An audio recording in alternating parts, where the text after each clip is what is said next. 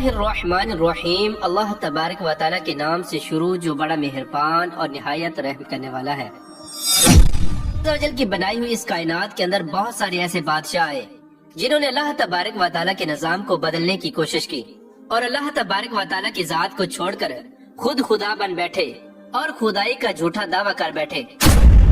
خدائی کا جھوٹا دعویٰ کرنے والے بادشاہوں میں سے ایک بادشاہ ایسا بھی تھا کہ جس کو اللہ تبارک و تعالیٰ نے پوری روئے زمین کی بادشاہت عطا فرمائی تھی۔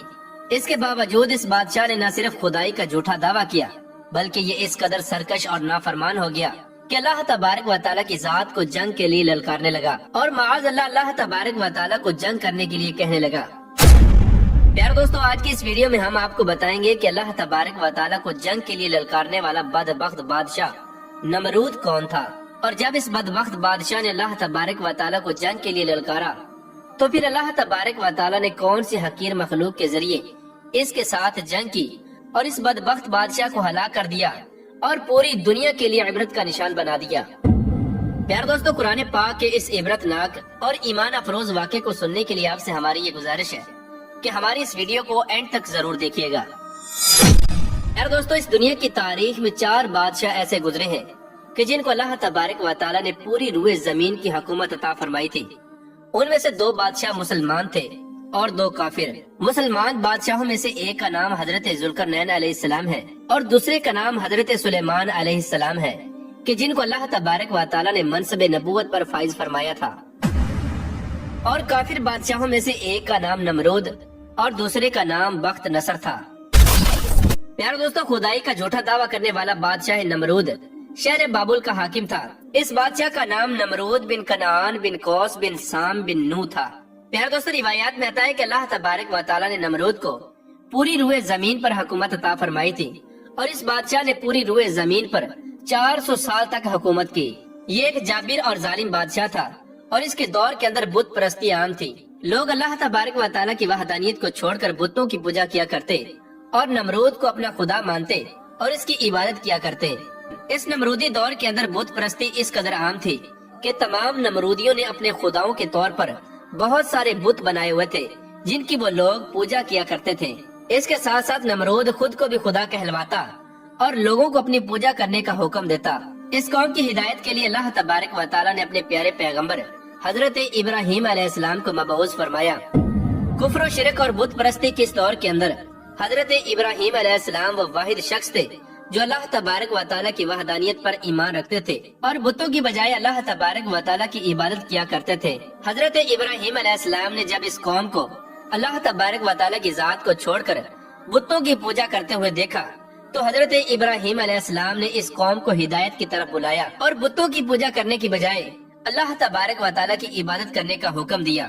حضرت ابراہیم علیہ السلام نے اپنی قوم سے فرمایا کہ اللہ تبارک و تعالیٰ کی ذات ایک ہے اور ہمیں اسی کی عبادت کرنی چاہیے، لیکن یہ نمرودی قوم اپنے کفر و شرک سے باز نہ آئی اور اسی طرح بتوں کی پوجا کرتی رہی۔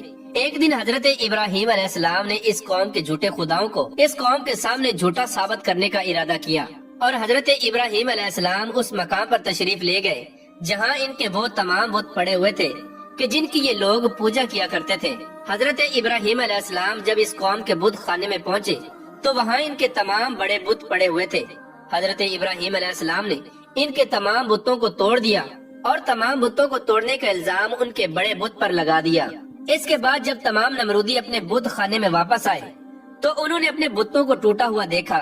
نمرودی قوم اس بات کو اچھی طرح جانتی تھی کہ ہمارے اندر صرف حضرت ابراہیم علیہ السلام ہی وہ واحد شخص ہیں جو بتوں کے خلاف باتیں کرتے ہیں اور بتوں کی بجائے اللہ تبارک و تعالیٰ کی عبادت کرنے کا حکم دیتے ہیں۔ لہذا جب نمرودیوں نے اپنے خداؤں کو ٹوٹا ہوا دیکھا تو وہ سمجھ گئے کہ یہ کام حضرت ابراہیم علیہ السلام کا ہے۔ چنانچہ تمام نمرودیوں نے حضرت ابراہیم علیہ السلام سے بدلہ لینے کے لیے حضرت ابراہیم علیہ السلام کو قتل کرنے کا منصوبہ بنا لیا۔ چنانچہ تمام نمرودی نمرود کے دربار میں حاضر ہوئے اور نمرود کو سارا واقعہ سنایا اور نمرود سے حضرت ابراہیم علیہ السلام کو سزا دینے کا کہا۔ اس طرح نمرود نے جب یہ بات سنی تو وہ آگ بگولا ہو گیا اور اس نے ایک مقام پر آگ جلانے کا حکم دیا۔ نمرود نے یہ حکم جاری کیا کہ ایک وسیع میدان کے اندر آگ جلائی جائے اور اس کے اندر حضرت ابراہیم علیہ السلام کو ڈال دیا جائے۔ چنانچہ نمرود کے حکم کے مطابق ایسا ہی کیا گیا۔ دور دراز سے بہت ساری لکڑیوں کو اکٹھا کیا گیا اور ایک وسیع میدان کے اندر جمع کیا گیا اور ان کے اندر آگ جلا دی گئی۔ حضرت ابراہیم علیہ السلام کو سزا دینے کے لیے جو آگ جلائی گئی تھی وہ اس قدر زیادہ تھی کہ اس کے شعلے آسمانوں کو چھو رہے تھے۔ پیارے دوستو، جب نمرود کے حکم کے مطابق ایک وسیع میدان کے اندر آگ کو جلا دیا گیا تو اس کے بعد حضرت ابراہیم علیہ السلام کو اس آگ کے اندر ڈال دیا گیا۔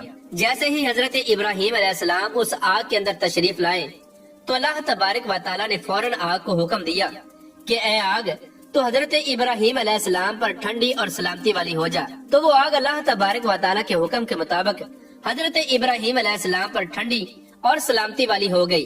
حضرت ابراہیم علیہ السلام ارشاد فرماتے ہیں کہ میں جتنے دن آگ میں رہا اتنے دن میں اللہ تبارک و تعالیٰ کے خاص فضل اور رحمت میں تھا، اور جو سکون اللہ تبارک و تعالیٰ کی طرف سے مجھے آگ کے اندر عطا کیا گیا وہ اس سے پہلے کبھی نہ تھا۔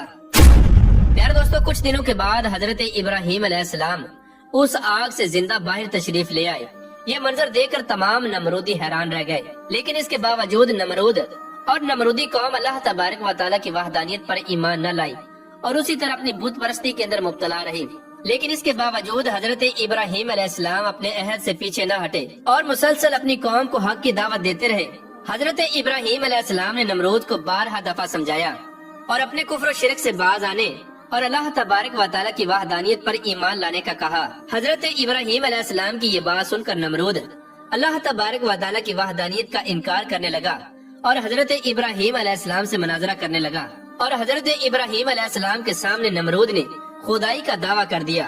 نمرود نے حضرت ابراہیم علیہ السلام سے مناظرہ کرتے ہوئے یہ سوال کیا کہ تیرا رب کون ہے؟ تو حضرت ابراہیم علیہ السلام نے ارشاد فرمایا کہ میرا رب وہ ہے جو زندگی اور موت دیتا ہے۔ یہ بات سن کر نمرود مسکرانے لگا اور حضرت ابراہیم علیہ السلام سے کہنے لگا کہ یہ تو میں بھی کر سکتا ہوں۔ چنانچہ نمرود نے تکبر کے ساتھ 2 قیدیوں کو بلایا جن کو سزائے موت ہو چکی تھی۔ ان میں سے ایک کو نمرود نے قتل کر دیا اور دوسرے کو آزاد کر دیا، اور اس طرح نمرود تکبر کے ساتھ حضرت ابراہیم علیہ السلام سے کہنے لگا کہ دیکھو میں نے ایک کو زندگی دے دی اور ایک کو موت دے دی۔ اس طرح نمرود حضرت ابراہیم علیہ السلام کے سامنے اپنے آپ کو خدا کہنے لگا اور اپنی خدائی کی باطل دلیلیں پیش کرنے لگا۔ اس کے بعد نمرود پھر حضرت ابراہیم علیہ السلام سے پوچھنے لگا کہ حقیقی خدا تو میں ہوں، بتا تیرا خدا کون ہے؟ اس کے بعد حضرت ابراہیم علیہ السلام نے نمرود کو اس کی عقل کے مطابق جواب دیا کہ میرا رب وہ ہے جو سورج کو مشرق سے طلوع کرتا ہے اور مغرب میں غروب کرتا ہے۔ اگر تو سچا خدا ہے تو سورج کو مغرب سے طلوع کر کے دکھا۔ چنانچہ جب نمرود نے حضرت ابراہیم علیہ السلام کی یہ بات سنی تو اس کا رنگ اڑ گیا اور وہ لاجواب ہو گیا، اور اس طرح نمرود لاجواب ہو کر اپنی پوری قوم کے اندر ذلیل و رسوا ہو گیا۔ پیارے دوستو، اس کے بعد بھی کئی مرتبہ حضرت ابراہیم علیہ السلام نے نمرود کو اللہ تبارک و تعالیٰ کی وحدانیت کی طرف بلایا، لیکن نمرود اپنی سرکشی سے باز نہ آیا اور اسی طرح کفر و شرک کے اندر مبتلا رہا۔ چنانچہ حضرت ابراہیم علیہ السلام کے بار بار دعوت حق دینے سے نمرود تنگ آ گیا، اور بلاخر تنگ آ کر نمرود حضرت ابراہیم علیہ السلام سے کہنے لگا کہ اگر تیرا خدا سچا ہے تو اس کو بول کہ اپنی فوج بھیجے اور میرے ساتھ جنگ کرے۔ چنانچہ جیسے ہی نمرود نے حضرت ابراہیم علیہ السلام کے سامنے یہ بکواس کی تو فوراً حضرت جبرائیل علیہ السلام حضرت ابراہیم علیہ السلام کی بارگاہ میں حاضر ہوئے اور حضرت ابراہیم علیہ السلام سے کہنے لگے کہ اللہ تبارک و تعالیٰ کا لشکر جنگ کے لیے تیار ہے۔ حضرت جبرائیل علیہ السلام کی یہ بات سن کر حضرت ابراہیم علیہ السلام نمرود سے یہ کہنے لگے کہ اللہ تبارک و تعالیٰ کا لشکر جنگ کے لیے تیار ہے۔ چنانچہ حضرت ابراہیم علیہ السلام کی یہ بات سن کر نمرود حضرت ابراہیم علیہ السلام سے کہنے لگا کہ مجھے 3 دن کی مہلت دی جائے تاکہ میں اپنی جنگ کی تیاری کر سکوں۔ چنانچہ نمرود کو 3 دن کی مہلت دے دی گئی۔ پیارے دوستو، چونکہ نمرود کی حکومت پوری دنیا پر تھی، ان 3 دنوں کے دوران نمرود نے پوری دنیا کے بڑے بڑے جنگجوؤں کو اکٹھا کیا اور بہت سارے ہتھیاروں کو جنگ کے لیے تیار کیا۔ اس طرح جب نمرود نے 3 دن کے اندر اندر اپنی تمام تیاری مکمل کر لی، اس کے بعد نمرود حضرت ابراہیم علیہ السلام کو تکبر کے ساتھ للکار کر کہنے لگا کہ ہماری فوج جنگ کے لیے تیار ہے، اپنے رب سے کہو کہ اپنی فوج کو بھیجے اور ہمارے ساتھ جنگ کرے۔ نمرود کی یہ بات سن کر حضرت ابراہیم علیہ السلام نے اللہ تبارک و تعالیٰ کی بارگاہ میں دعا کی تو اللہ تبارک و تعالیٰ نے مچھروں کی ایک فوج کو بھیجا۔ ان مچھروں کی تعداد اس قدر زیادہ تھی کہ وہ مچھر پورے آسمان پر پھیل گئے۔ اللہ تبارک و تعالیٰ نے ان مچھروں کو نمرودی فوج پر مسلط کر دیا۔ یہ مچھر اللہ تبارک و تعالیٰ کے حکم سے دیکھتے ہی دیکھتے نمرودی فوج کا گوشت کھا گئے اور ان کا خون پی گئے۔ اس وقت تمام نمرودی فوج کی ہڈیاں ہی ہڈیاں باقی رہ گئیں۔ چنانچہ اس دردناک منظر کو دیکھ کر نمرود اپنے محل کی طرف دوڑا اور اپنی بیوی کے کمرے کے اندر چھپ گیا۔ اسی دوران اللہ تبارک و تعالیٰ کے حکم سے ایک لنگڑا مچھر نمرود کے گھر میں داخل ہوا۔ نمرود نے جب اس مچھر کو دیکھا تو اپنی بیوی سے کہنے لگا کہ یہ ہے وہ مخلوق کہ جس نے ہماری فوج کو ہلاک کر دیا ہے۔ چنانچہ اسی گفتگو کے دوران وہ لنگڑا مچھر اللہ تبارک و تعالیٰ کے حکم سے نمرود کی ناک میں داخل ہو گیا اور وہ لنگڑا مچھر نمرود کے دماغ کو چاٹنے لگا۔ جب وہ مچھر نمرود کے دماغ کو چاٹتا تو اس سے نمرود کو اس قدر تکلیف ہوتی کہ نمرود اپنے سر کو دیواروں پر مارنے لگ جاتا۔ اس طرح اللہ تبارک و تعالیٰ کے حکم سے وہ لنگڑا مچھر نمرود کے دماغ میں کئی دنوں تک رہا۔ اس وقت نمرود نے اپنے محل کے اندر یہ حکم جاری کر دیا کہ جو بھی میرے محل کے اندر داخل ہو وہ پہلے نمرود کے سر پر جوتے مارے۔